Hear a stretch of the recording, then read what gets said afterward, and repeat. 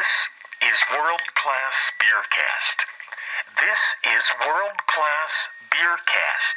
Do you read me? Over. Bob, we hear you loud and clear. Usually when you think of Falling Rock, you try to stay out of the way. But there's a place in Denver where you want to get into the Falling Rock. There's always a line waiting to get into the Great American Beer Festival at the Colorado Convention Center.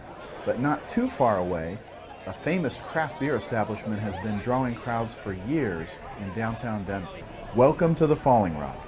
If it's craft beer you're looking for, then you've come to the right place.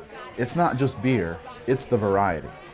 Look around you, look at all this beer. Yeah. You can't beat it, you can't beat it. One of the things that I bring to the table that a lot of other people don't have is the relationship on a very long-term basis with the brewers.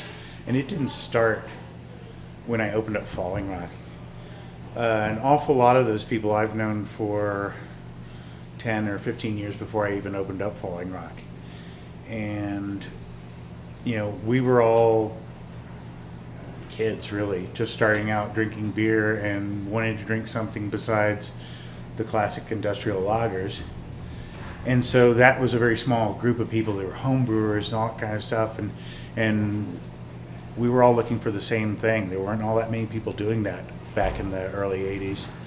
And so when I started opening up the place, I already had a lot of those relationships in place. It's not just the variety of beers that the Falling Rock offers. It's the variety on tap. The number of kegs in the cooler tells the story, and there's always a surprise.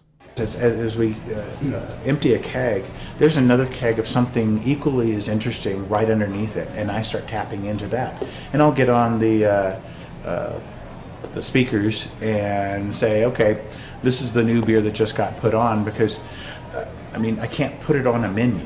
It's the best in town. I gotta agree with the amount of beer, the quantity that they have, the taps.